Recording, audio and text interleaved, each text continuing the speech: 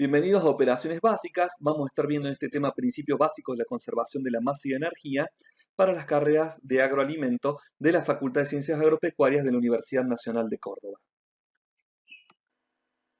¿Qué vamos a estar viendo? Bueno, en balance de masa y energía, un poco lo que es el concepto de balance de masa y energía. También vamos a estar viendo el balance de masa y viendo el balance de energía por separado. En cuanto al balance de masa y energía, ¿qué podemos estar refiriéndonos con respecto a este tema? Muchos de los alimentos son ingredientes alimentarios en sí, porque no pueden ser incorporados de forma directa de la dieta de la población. O sea, las personas no pueden consumir directamente, por ejemplo, un grano de soja o un corte de vacuno, sino primeramente lo tienen que transformar para que ese ingrediente alimentario se transforme en un alimento listo para consumir. Entonces se necesitan transformaciones o procesos de transformación para que muchos de estos ingredientes alimentarios o esta materia prima alimentaria se transforme en alimento. Por ejemplo, un grano de trigo necesita a lo mejor ser molido y después cocinado para que se pueda incorporar en forma de fideo, para que uno lo pueda adquirir y constituya una base de alimentación. Las transformaciones ocurren debido a los procesos y a las operaciones básicas o unitarias que ocurren sobre los ingredientes alimentarios.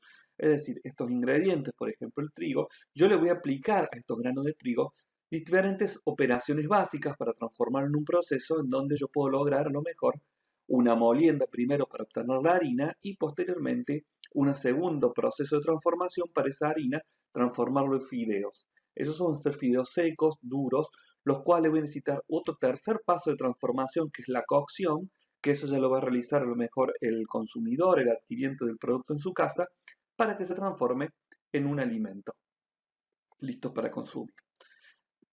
Las etapas de la transformación por parte del sector alimentario se pueden analizar desde la recepción de los insumos, la selección, procesamiento, conservación, transportes y también los servicios de venta de alimentos en los minoristas. Entonces nosotros, como tenemos el gráfico, vemos que tenemos una producción, ahí vamos a cumplir distintos procesos, distintas operaciones básicas.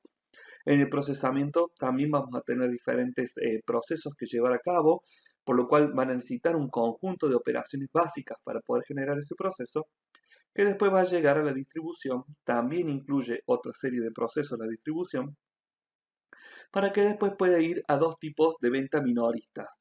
El consumo de alimentos listos para consumir, que se comercializa a través de los restaurantes, a través de la heladería, a través de los bares, en donde tenemos una preparación de los alimentos por parte de ese local y uno llega, lo consume, lo compra y lo consume ya sea en su casa o in situ, en el lugar de compras.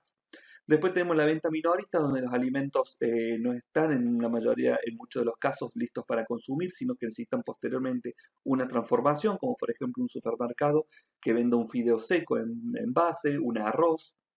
Entonces uno necesita después llevarlo y procesarlo en la casa, hacer los procesos de cocción en la casa para que pueda consumirlo. Entonces, en definitiva, los ingredientes alimentarios necesitan transformaciones u operaciones básicas para que se aunan en un proceso y de esa manera transformar a estos ingredientes o materias primas en alimentos. Esta transformación de los alimentos va a ocurrir a lo largo de toda la cadena, es decir, desde el origen, que va a tener un determinado valor, un determinado precio, y cada operación que nosotros vayamos implementando a lo largo de toda esta cadena agroalimentaria le va a ir generando valor agregado a ese alimento hasta llegar al producto final, que va a tener ahí un precio final en donde ese precio viene agregado todos los procesos, todos los costos y los márgenes de ganancia de los procesos y de las operaciones que han sido aplicadas sobre el alimento. ¿Cuáles son los conceptos de balance de masa y energía? Es uno de los conceptos principales en la ingeniería de proceso en donde se analiza el flujo de materia y el flujo de energía que es utilizado en la transformación. O sea, para nosotros procesar un alimento es muy importante saber la masa de ese alimento, es decir, cuánta materia prima ingreso, cuánto yo estoy sacando y cuánta energía yo necesito aplicar al sistema y cuánto está saliendo.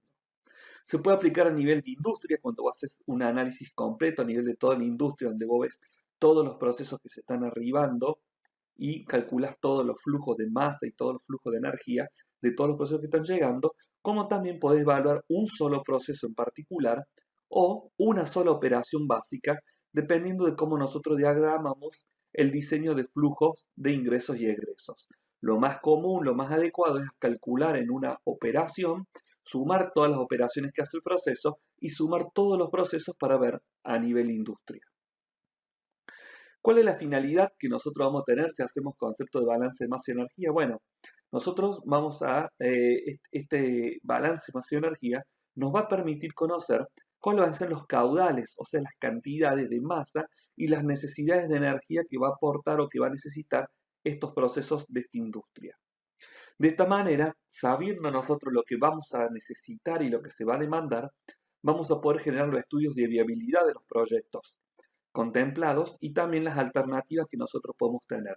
Es decir, si yo quiero montar una instalación, necesito saber la proyección de venta que voy a tener para calcular la materia prima que voy a necesitar y haciendo el balance de masa y energía, voy a saber cuántos productos yo voy a obtener de esa materia prima y también toda la energía que se va a consumir en los procesos de transformación.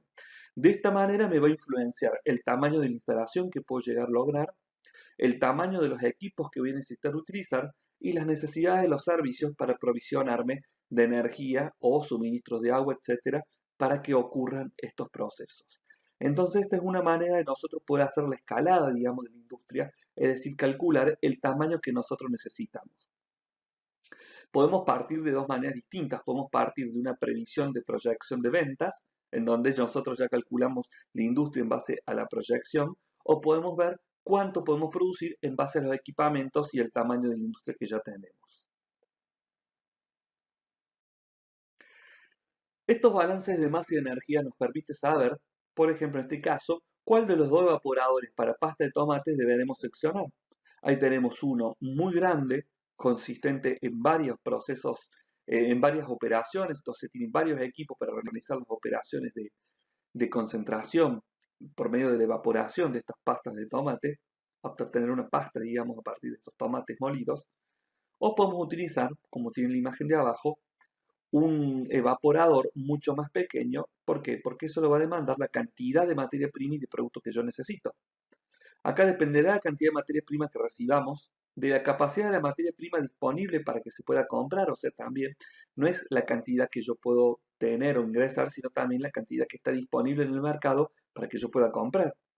También de los servicios energéticos, porque no es la misma la cantidad de energía que va a requerir la planta que está en la figura de arriba con la planta que está en la figura de abajo. Servicios energéticos y agua. De las proyecciones de venta, también tengo que saber cuánto voy a vender, si voy a estar vendiendo 1000 kilos mensuales o si voy a estar vendiendo 100.000 kilos mensuales. De la capacidad financiera para poder comprar uno u otro o de la capacidad de tomar créditos en el mercado o financiarse con capital o recursos propios. Entre otras cosas, entonces el balance de masa y energía nos permite a nosotros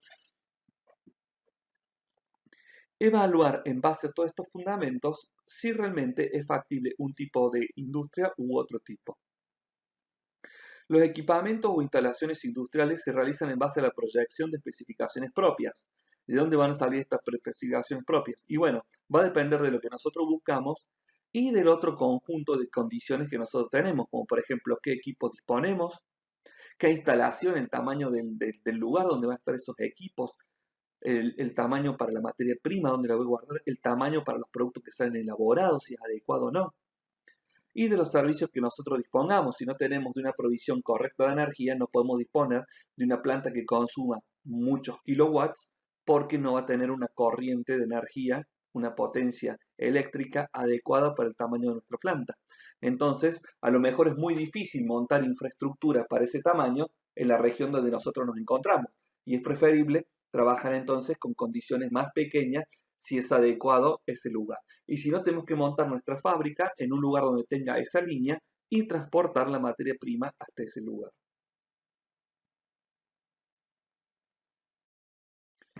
En un balance de masa y energía, nosotros tenemos que la masa y energía que están en azul, que son las que ingresan, que vendría a ser la materia prima, la masa, más la energía, van a sufrir cambios o transformaciones de esos alimentos y vamos a tener dentro de estos cambios o transformaciones algunas pérdidas que pueden quedar dando vuelta por el sistema o a lo mejor algo salió fuera de control y se terminó generando como pérdidas porque se quemó, etcétera. Eso va a generar residuos.